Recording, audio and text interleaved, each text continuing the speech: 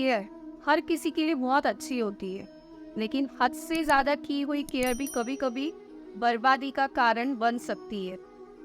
मैं दक्षा शर्मा शुरू करती हूँ हमारी आज की कहानी। वर्षा नाम की एक लड़की थी जो क्वार्टर में रहती थी, और क्वार्टर के बाहर उसका एक बहुत ही सुंदर सा प्यारा सा बगीचा था। बागवानी करने का वर्षा को बहुत ही शौक था, और वर्षा की क्वार्टर के पास में ही एक बुजुर्ग अंकल रहते थे। उन्हें भी बागवानी करने का बहुत शौक था। दोनों को पेड़ पौधों से बहुत लगाव था, और उसी वजह से दोनों आपस में बातचीत करते थे, क्योंकि दोनों का इंटरेस्ट का टॉपिक था पेड़ पौधे। इसलिए दोनों आपस में काफ़ी बातचीत करते थे, दोनों का आपस में काफ़ी लगाव था। एक दिन वर्षा की घर की गली में से एक पौधे बेचने वाला निकलता है। तभी दोनों एक सुंदर सा प्यारा सा एक जैसा खूबसूरत सा पौधा खरीदते हैं। उस जो दोनों के पास जो पौधा था उसकी सेम ग्रोथ थी, बिल्कुल एक जैसा पौधा था। दोनों अपनी अपनी क्यारियों में उस पौधे को लगाते हैं, और कुछ दिनों तक उसमें जो होने वाले बदलाव थे उसे देखते हैं। दोनों अपने अपने पौधों की अपनी अपनी तरीके से केयर करते।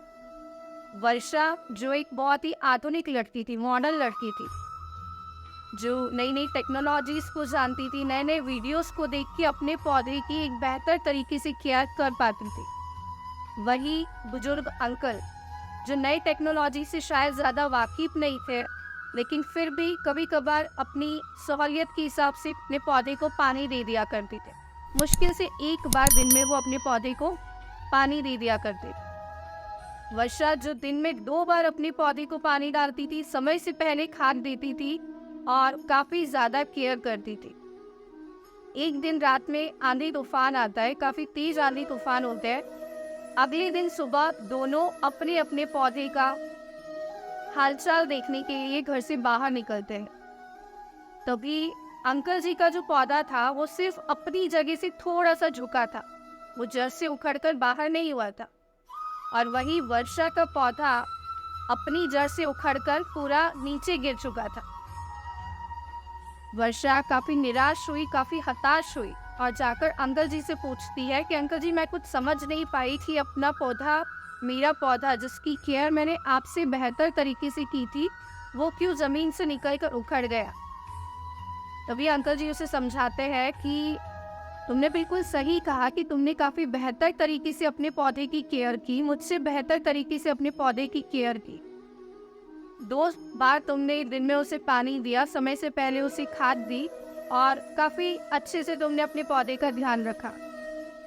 लेकिन तुम शायद एक बात नहीं जानती कि तुमने अपने पौधे को ज़मीन में जड़ों को फैलाने का मौका ही नहीं दिया।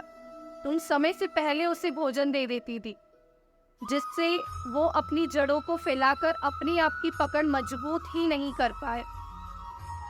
शायद अगर तुम थोड़ी देर बाद उसे खाना देती या उसे अपनी जड़ों को फैलाने का मौका देती, तो वो अपनी पकड़ अपनी ज़मीन में मजबूत कर पाता, और उसी वजह से शायद वो आज की इस आंधी तूफान को सह नहीं पाया। और अगर तुमने उसे मौका दिया होता तो वो शायद आज इस आंधी तूफान को झेल जाता। हमारे साथ भी यही होता है।